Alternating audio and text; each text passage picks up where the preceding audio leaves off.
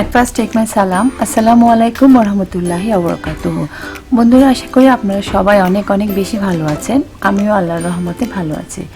তো আজকে একটি খুবই গুরুত্বপূর্ণ রেসিপি আপনাদের সাথে শেয়ার করছি। যদি এটা খাওয়ার রেসিপি না, এটা আমাদের হেয়ারের রেসিপি। ভিডিওর থাম্বনেল দেখে বুঝতে পেরেছেন। এটা আসলে খুব ইজিলি কিভাবে আপনি বাসায় হেয়ার স্পা ক্রিমটা বানিয়ে হেয়ার স্পা করতে পারেন ওইটাই আমি শেয়ার করেছি। আসলে আমাদের প্রত্যেকের পক্ষে পার্লারে গিয়ে হেয়ার স্পা করা সম্ভব হয় না।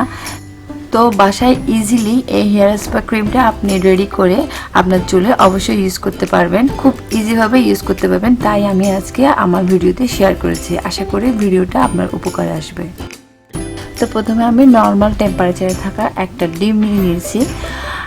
আমি চুলের লেন্থ অনুযায়ী একটা ডিম নিয়েছি। আপনাদের চুলের লেন্থ যদি বেশি হয় আপনারা দুটো নিতে পারেন।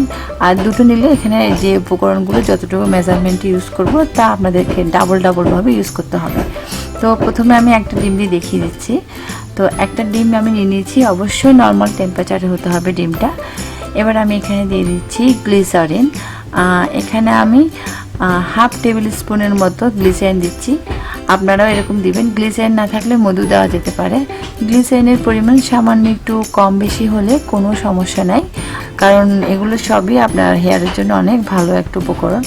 এবার আমি দিয়ে দিচ্ছি এক্সট্রা ভার্জিন অলিভ অয়েল। আপনারা চাইলে extra virgin coconut oil use করতে পারেন। আর যদি এক্সট্রা ভার্জিন অয়েল না থাকে, নর্মাল যে কোকোনাট অয়েলটা আপনি মাথায় ইউজ করেন ওটাই দিবেন। তো আমি extra virgin olive oil 2 table চামচ পর্যন্ত দিয়ে দিয়েছি।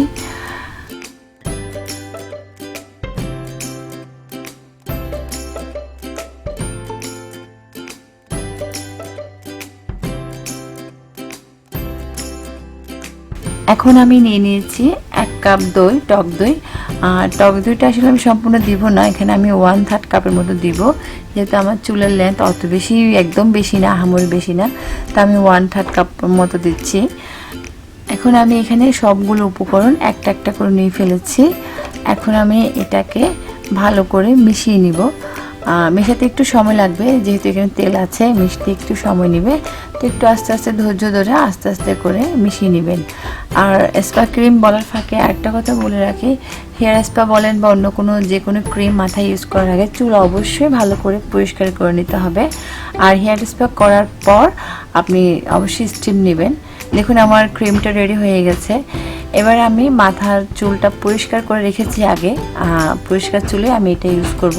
আর এই ক্রিমটা চুলের মধ্যে আপনি 1 ঘন্টা রাখলে ভালো হয়, তবে আপনার যদি তাড়াহুড়ো থাকে আপনি আধা ঘন্টা কিংবা 40 মিনিট রেখেও ধুয়ে ফেলতে পারেন। অবশ্যই কুসুম গরম প্লেন জলে ধুবেন, কুসুম গরম নর্মাল জলে, শ্যাম্পু করার কোনো প্রয়োজন নেই। আর এই স্পা ক্রিমটা করার সময় আপনি অবশ্যই স্টিম নেবেন, তাহলে আপনার চুলে ভালো কাজ দিবে। 10 মিনিট পর 3বার স্টিম নেবেন, টাওয়াল গরম পানিতে পেঁচিয়ে যেভাবে নেওয়া হয় সেভাবে। তো আশা করি আজকের ভিডিওটা ভালো লেগেছে। সবাই অনেক অনেক বেশি ভালো থাকবেন, সুস্থ থাকবেন। আসসালামু আলাইকুম ওয়া রাহমাতুল্লাহি ওয়া বারাকাতুহু।